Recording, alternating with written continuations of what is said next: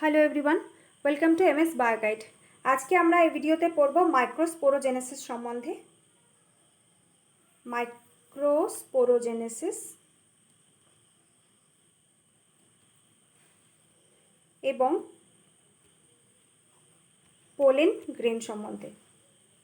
Pollen grain সম্বন্ধে আমরা পড়ব, পোলেন গ্রেনের কী স্ট্রাকচার সে সম্বন্ধে আমরা পড়ব। এই যে দুটো টপিক, পোলেন গ্রেন আর মাইক্রোস্পোরোজেনেসিস, এটা আমরা পড়ছি চ্যাপ্টার 2 এনসিইআরটি ক্লাস 2 বায়োলজি, যেটা হচ্ছে sexual reproduction in flowering plants. এই চ্যাপ্টারের সাব টপিক হচ্ছে পোলেন গ্রেন আর মাইক্রোস্পোরোজেনেসিস। আমরা প্রত্যেকটা লাইন বেঙ্গলিতে মিনিং করে বুঝে নেবো, যাতে করে যে সমস্ত বেঙ্গলি মিডিয়াম স্টুডেন্টস যারা রয়েছে, নিট অ্যাসপাইরেন্টস, তাদের কোনো অসুবিধা না হয়, এবং যারা সিবিএসই বোর্ডে রয়েছে তাদের ক্ষেত্রেও এই ভিডিওটা কিন্তু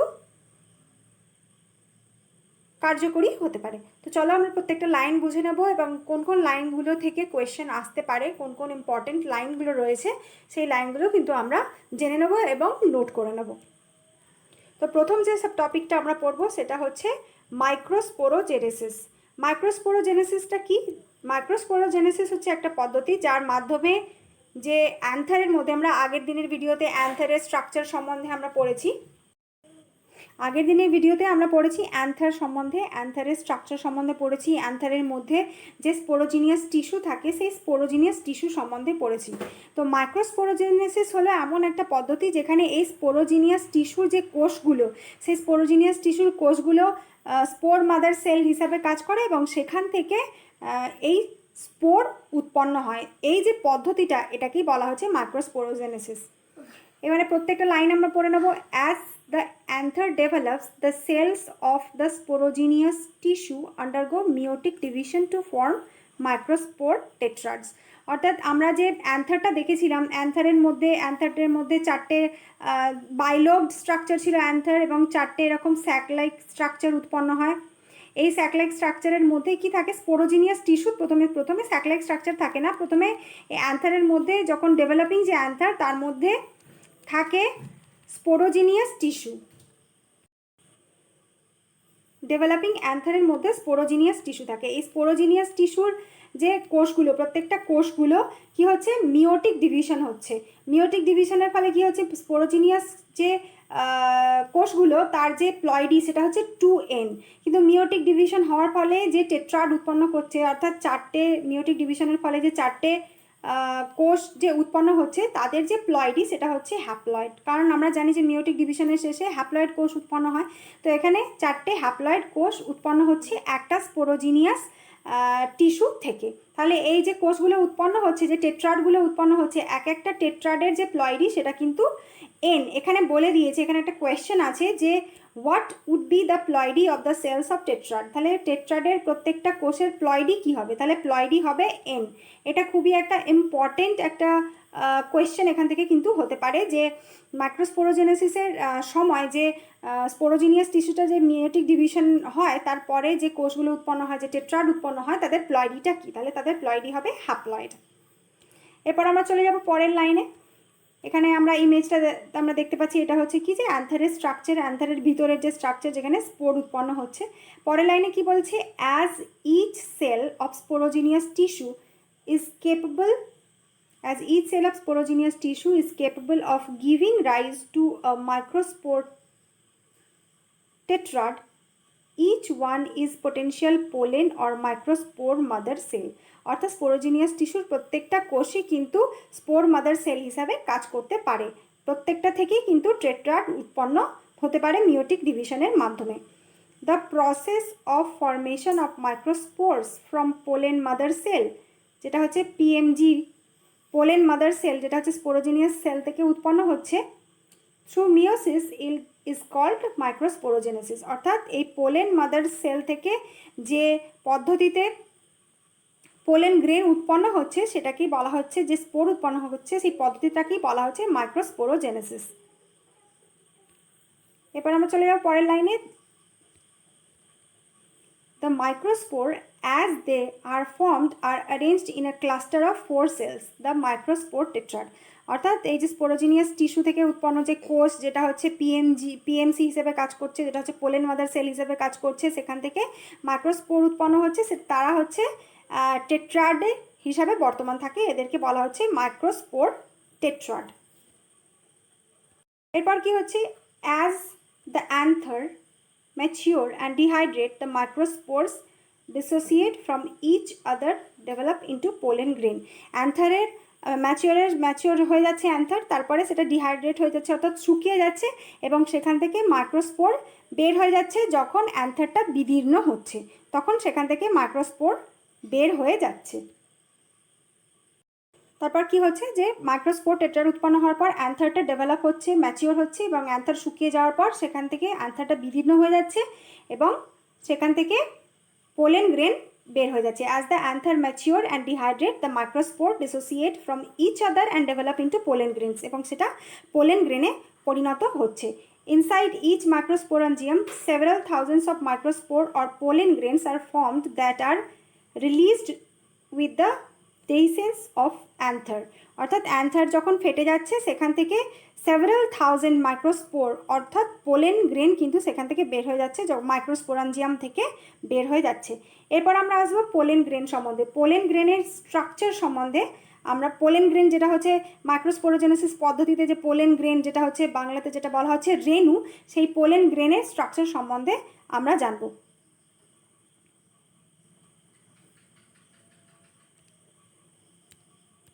the pollen grains represent the male gametophyte. Pollen গ্রেনটা হচ্ছে কি যে মেল গ্যামেটোফাইট অর্থাৎ পুংলিঙ্গধরকে রিপ্রেজেন্ট করছে এই পোলেন গ্রেন। পুংলিঙ্গধর যেটা হচ্ছে গ্যামেটোফাইট পুংলিঙ্গধরকে রিপ্রেজেন্ট করছে। If you touch the open anther, hibiscus or any other flower, you would find the position of yellowish powdery pollen grains on your finger. যেটা হচ্ছে কি যে জবা ফুলে আমরা জবা ফুলের যে অ্যান্থারটাকে আমরা টাচ করলে আমাদের হাতে কিন্তু এই হলুদ রঙের পোলেন গ্রেন কিন্তু আমাদের হাতে কিন্তু এসে যায়। আমরা অনেকেই সেটা কিন্তু লক্ষ্য করে দেখে থাকবো, আমরা নিশ্চয়ই দেখেছি। তো এগুলোই যে হলুদ রঙের যে অংশগুলো আমাদের হাতে থেকে যায় সেইটাই হচ্ছে কি যে পোলেন গ্রেন। গ্রেনের স্ট্রাকচারটা আমরা ডিটেলে পড়বো।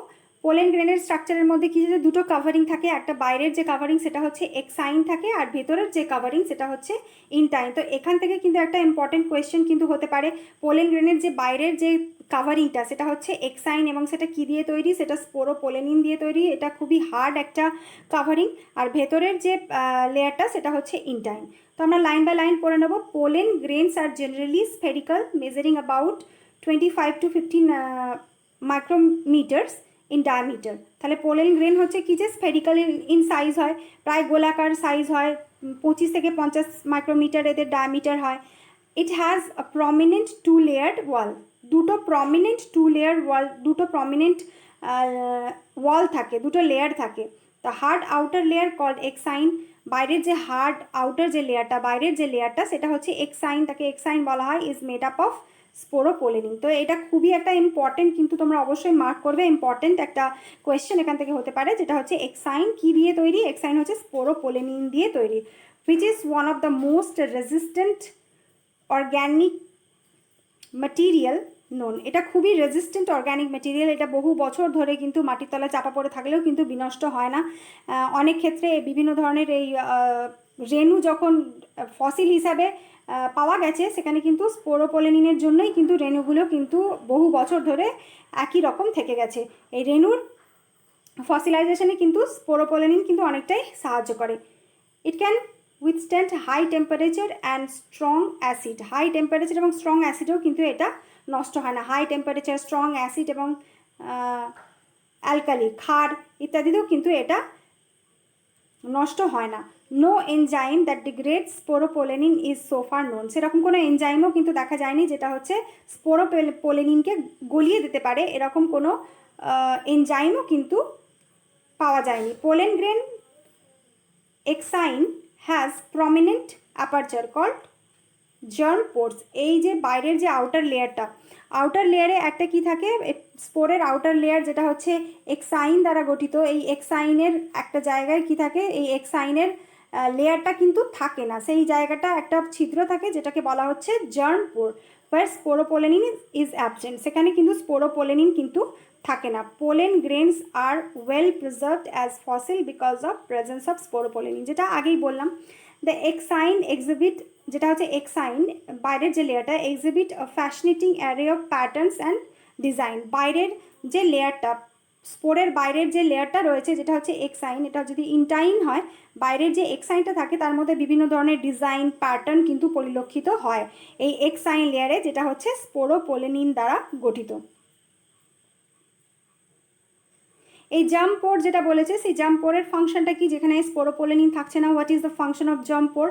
দ্য ইনার ওয়াল, জার্ম পোরের ফাংশন কি হবে? এই জার্ম পোরের মাধ্যমে কিন্তু যে পোলেন টিউবটা, জার্ম পোর যেখানে থাকে সেখান থেকেই কিন্তু পোলেন টিউব উৎপন্ন হয়। এই পোলেন টিউবের মাধ্যমেই কিন্তু এদের যে ভেজিটেটিভ নিউক্লিয়াস, জেনারেটিভ নিউক্লিয়াস, এটা কিন্তু এই পোলেন টিউবের মাধ্যমে দিয়ে গর্ভাশয়ে যখন গর্ভমুণ্ডে স্থানান্তরিত হয়, সেই পোলেন টিউবের মাধ্যমে দিয়েই গর্ভাশয়ে পৌঁছায়। এটা হচ্ছে জার্ম পোরের কাজ, যেখান থেকে পোলেন টিউব উৎপন্ন হয়, একটা টিউব লাইক স্ট্রাকচার উৎপন্ন হয়।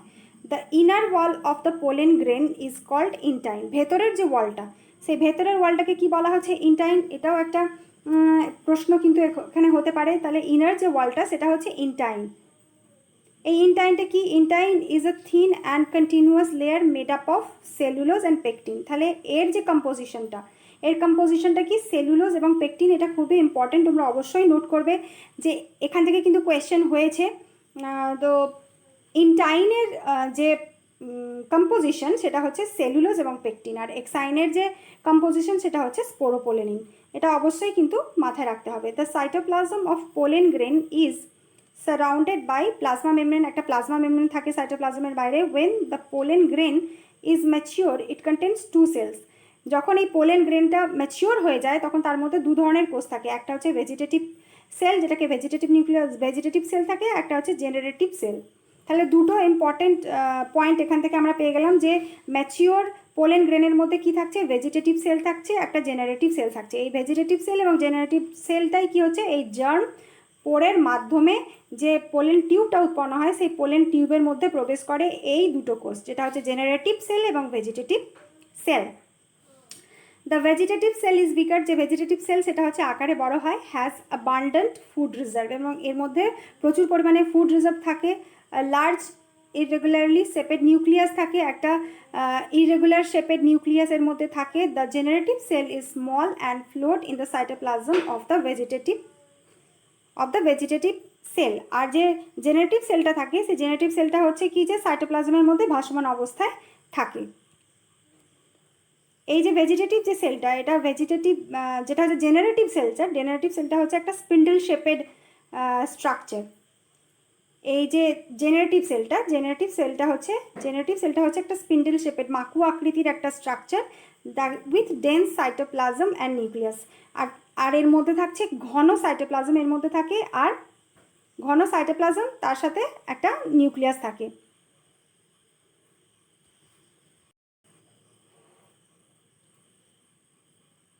এই পোলেন গ্রেন কি হচ্ছে, অ্যাঞ্জিওস্পার্মের ক্ষেত্রে যে পোলেন গ্রেনসগুলো থাকে, ইন ওভার 60% অ্যাঞ্জিওস্পার্ম, যেটা হচ্ছে গুপ্তবীজী উদ্ভিদের ক্ষেত্রে, pollen grains are shed at two cell stage. মানে হচ্ছে কি, যে পোলেন গ্রেনের মধ্যে যখন ভেজিটেটিভ সেল এবং জেনারেটিভ সেল উৎপন্ন হয়ে যাবে তখন সেই স্টেজেতে এই পোলেন গ্রেন হচ্ছে অ্যান্থার থেকে ঝরে পড়বে।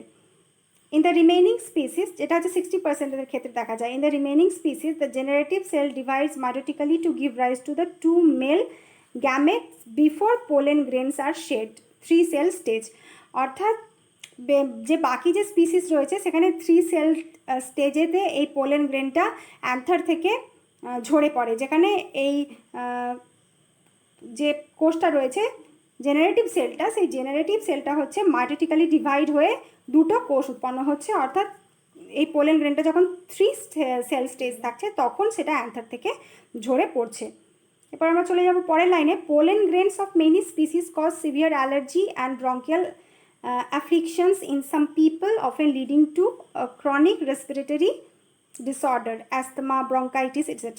এই যে পোলেন গ্রেন, বেশ কিছু উদ্ভিদের যে পোলেন গ্রেন রয়েছে মানুষের মধ্যে কিন্তু অ্যালার্জির সৃষ্টি করতে পারে, যেটা হচ্ছে বিশেষ ক্ষেত্রে দেখা যায় পার্থেনিয়ামের ক্ষেত্রে। পার্থেনিয়াম, যেটাকে বাংলাতে জয়দ্রথ বলে, এটাকে ইংলিশে কি বলে? ক্যারট গ্রাসও বলে, এটা মনে রাখতে হবে। পার্থেনিয়ামকে ক্যারট গ্রাস বলে। এই ক্যারট গ্রাসের যে রেণু, যে পোলেন গ্রেন, সেটা কিন্তু মানুষের মধ্যে কি হচ্ছে, অ্যালার্জি সৃষ্টি করতে পারে। অ্যালার্জি সৃষ্টি করে।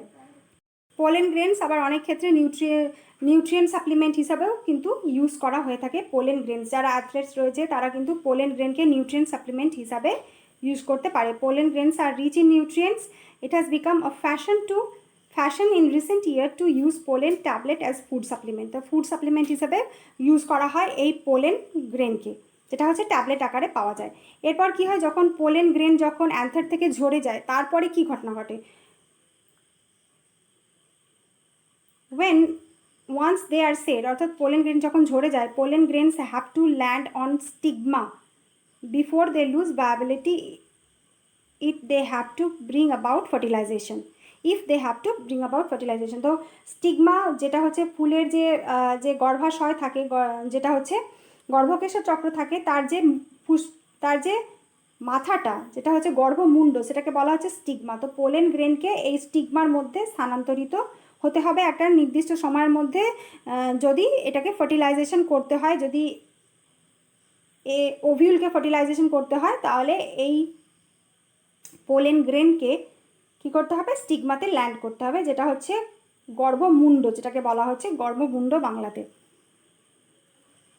The period for which a pollen grains remain viable is highly variable and to some extent depends on the prevailing temperature and humidity.